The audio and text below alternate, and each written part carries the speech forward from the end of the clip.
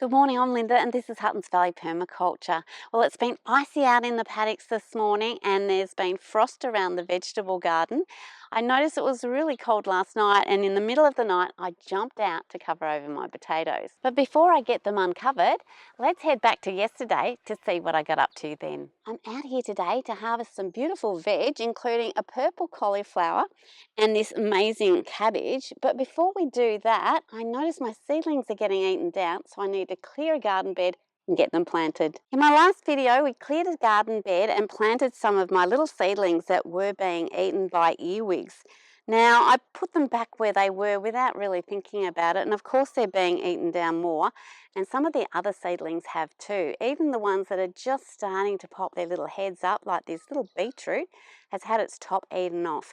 So I've pulled out all the little plants and discovered, yes, a colony of earwigs. So I've got that all cleaned up and I've moved them to a new location where hopefully they won't find those new little seedlings. But today I need to get these into the ground along with a few others. The garden bed we cleared the other day was my old tomato bed here, and today we're going to clear the bed that's adjacent to it. It's sort of hard to see it as a tomato bed now because it's full of these borage plants and still some of the old zinnias, but there's plenty we can move out of there so we can create another growing space. I'm just going to start down at this end, clearing the weeds, but having a look, there is a chicory plant which I'll leave. It's got really lovely young leaves in the middle of that, great for a salad. And this is a rocket plant which is about to go to seed.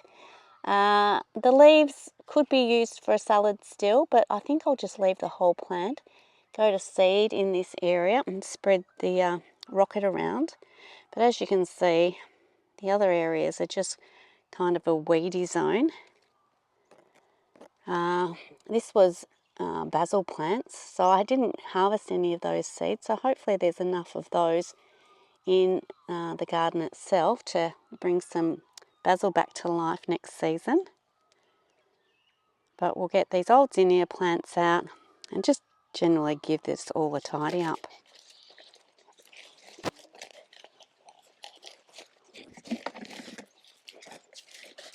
Oh, there's a tomato coming out of there as well. These weeds just really kind of pull out of this soil, which is really a compost that we're pulling the roots out of. I'll just tidy up some of these leaves, make sure we get the slugs out of here. Now I've just pulled off the bottom leaves off that chicory plant because they harbour lots of these guys, the little slugs, and with putting in some new little vulnerable seedlings, I just want to remove kind of as much of that habitat that protects the slugs as possible. Now this plant here is just an old cabbage plant that I'd harvested but hadn't done anything with the roots, so we'll just get all of those out of there, but makes, as usual, great chicken feed. Now just having a look at the soil, it's nice and dark and it's got plenty of life in there. So this garden bed is coming along really well, just like the bed that we saw yesterday. And you can just build that with just continuing to add compost layers or mulch layers even, and then it all encourages the soil life to get going. Now once again, I'm kind of trying to cut off the plants at root level, so you kind of leave even more organic material available for the soil life. Now just assessing this area of the garden, I think these plants have to go. They're taking up quite a bit of space in this garden bed, but I have plenty down the end here, which actually might be blocking the light, but we'll just kind of see how that goes with leaving some of them there, and we'll take out these smaller plants just here and these ones. Now this zinnia is finished, so I'll kind of get rid of that as well. Well, one little flower, but we'll call it and get rid of the whole plant.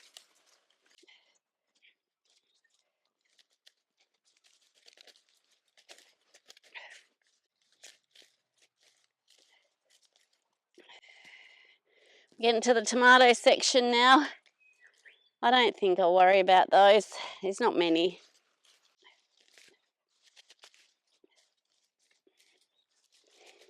Now back in summer I did put a lot of mulch down on this garden bed, and you can sort of see the remains of a lot of it here, and I think that's done a lot to keep the soil life going. I didn't have compost at that time, so all I had was garden waste, but just piled up garden waste starts to decompose with the help of all the soil organisms, and it holds the moisture, which helps everything decompose as well. And yeah, it's contributed to this fantastic soil. I've got a pile of material out and a fairly clear garden bed. A bucket load as well. These plants here, while they are shading just this little end of the garden, I'm just going to leave them for the moment. They do provide good habitat for birds and insects at this point in winter, although I might remove this weed plant. And it will just take a little bit longer for these plants to kind of get large, like my beautiful plants down the end there. So just about turning the corner, and we'll just go down the other side and then get our plants in. But I'll get this weed out of here. Now this is supposed to be the path just through here, so perhaps we could do a bit of clearing of that as well.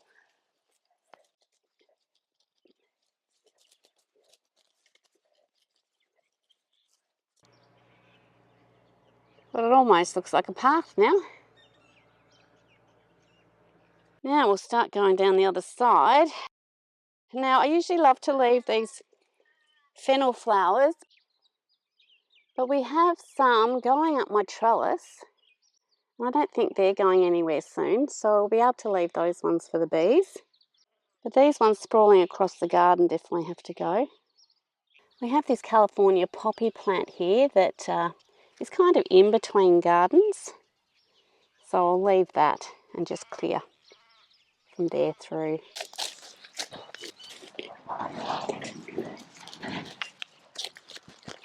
Now sometimes for gardening you've got to make the call for the greater good. Do I leave this in, or would it be better just to take them all out? In last video, when I did this tomato bed here, I left one of my zinnia plants, but because it had nothing around it, it just collapsed anyway. So I'm going to have to pull that out. So I'm thinking that it's taking up quite a bit of space. I might just call it, get it cleared, and get this garden renovated into my winter bed. Now I do have some zinnias in another area of the garden still, so it's not kind of a total goodbye, just a goodbye to these ones.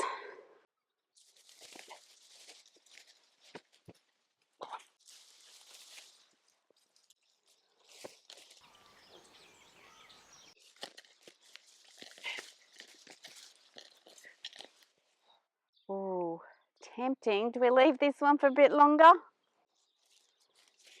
Yes, I can't help myself. We might just leave this one. Opens up quite a bit of space. And yeah, I don't think this will be in the way at all. But we'll just get all of that cleared and we get to planting.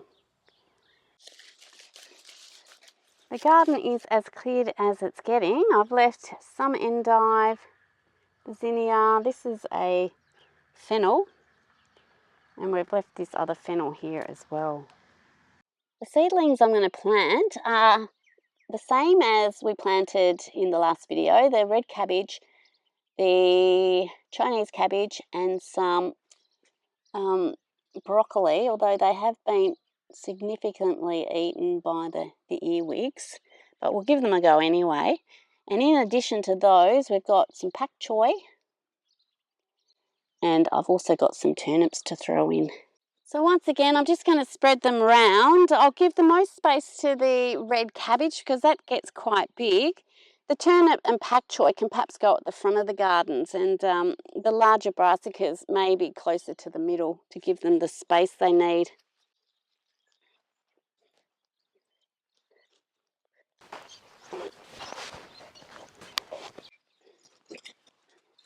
Hopefully the earwigs won't find it again.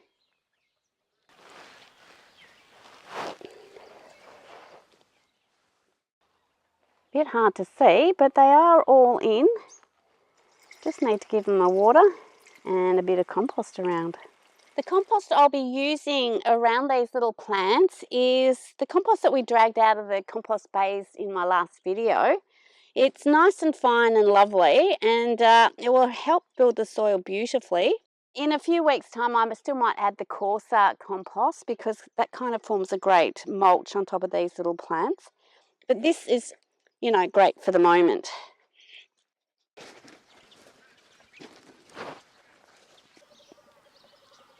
Well, with today's work complete, we can now harvest the rewards for work done in the past. I've got this beautiful green acre cabbage to pick, and I've also got one of my purple Sicily cauliflower heads that I'm going to grab. Oh, look at that amazing colour. This one next to it's just about ready to pick, but we're going to leave that for a bit longer. And this one here that I thought was going to be a green cauliflower turns out to be a bit of a hybrid actually. But we'll be leaving that one today as well. So I've got that beautiful one. I'll just get off the excess leaves and we might throw those to our chickens.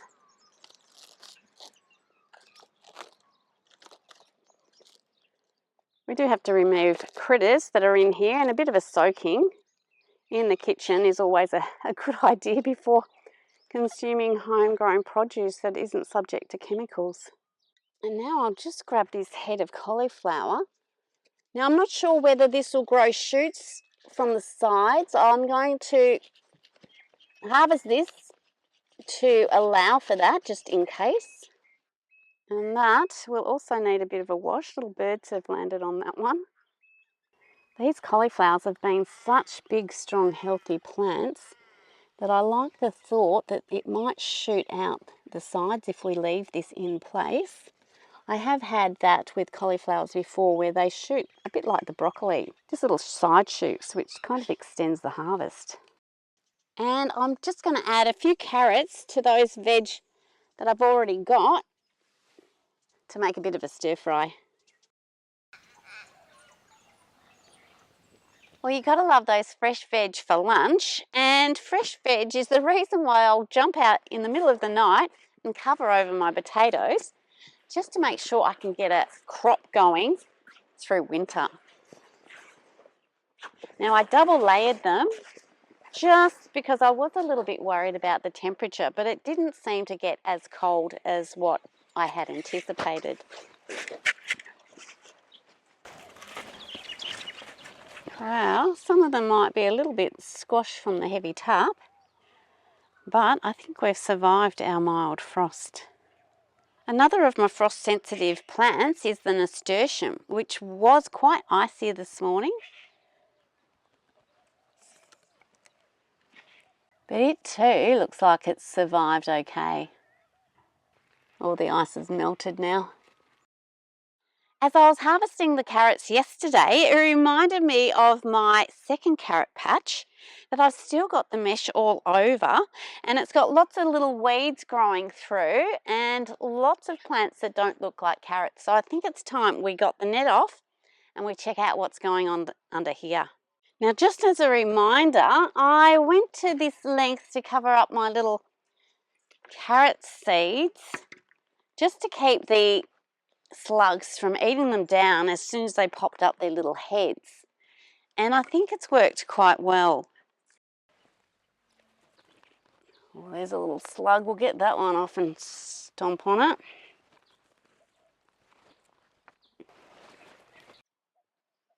All right, let's see what we've got. We've got a few little carrots that have been strong enough to kind of push up against that mesh, and they look like nice little plants. But that's in a relatively small section. Most of it are not carrot seedlings. I can spot a few carrot seedlings through here, but a lot of these little plants are actually chamomile plants with some borage thrown in. So what we've got here is essentially a failed carrot bed. Just as well, my other carrots are going pretty good. I'm going to leave in the carrots that are here, and I might also just transplant some of the little chamomile plants, maybe at this upper end and maybe down this end of the bed. I do regularly grow chamomile here, which is why all these little seedlings have grown. I'm not sure how they'll go through winter, but I'm going to give them a try, and I might get some early chamomile flowers for that beautiful tea. Now this one's a borage plant, and we saw from yesterday that those plants get pretty big, so I definitely don't want them in this garden space. But in this area here where it's hard to see what's chamomile, what's carrot, we can just leave it to grow together so we don't disturb the carrot seeds too much until it becomes really obvious that we've, got the chamomile plants next to the carrots. Now I'll start by just clearing this end where there was no carrot seedlings, and perhaps along this upper limit. You can see I've got these onion plants as kind of the border of this garden. So I'm just going to do a bit of an L shape so we can transfer some of those little seedlings into this area of the garden before we kind of get it all weeded.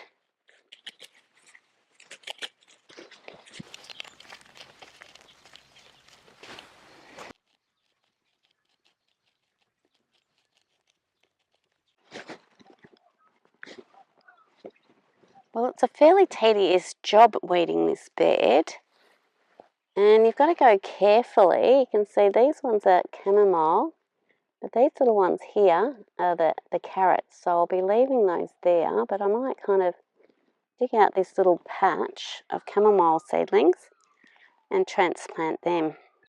This end of the garden is clear.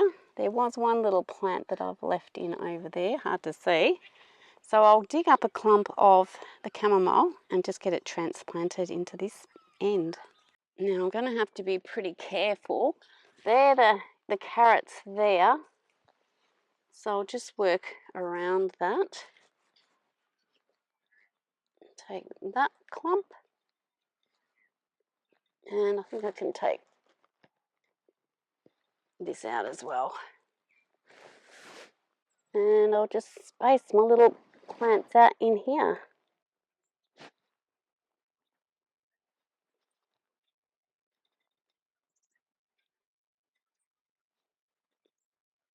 Oh, I've got a carrot as well. Oh well, the carrot can go in next to the chamomile.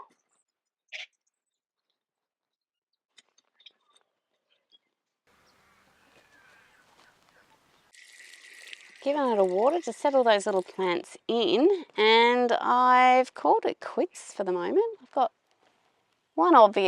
two obvious rows of carrots, but down this end, my garden's beaten me. I'm just going to leave that for the moment. It's very tedious. I'll wait till they're a little bit bigger to get the rest of those out. There are a few little carrots surviving over there. You can kind of see them hiding, but I'll catch up with those another day.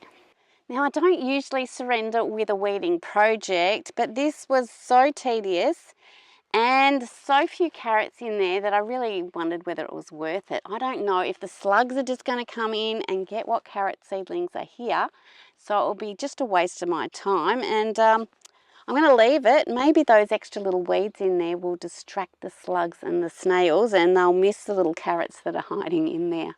But anyway, that's all we're doing today. I've got a chamomile bed with a few carrots in it.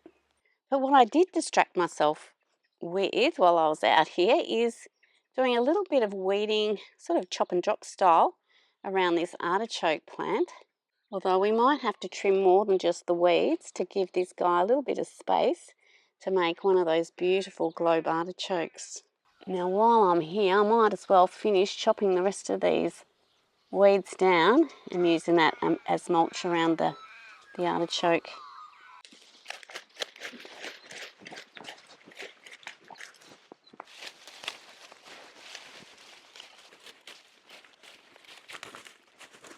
Definitely a lot more satisfying than weeding a carrot bed.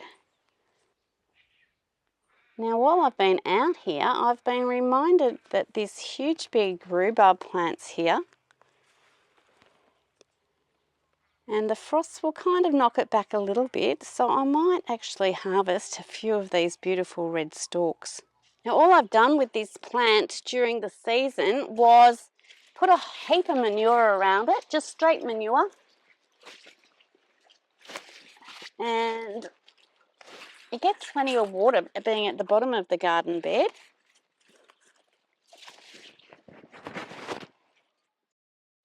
And it results in these beautiful long stalks that I've shown you before.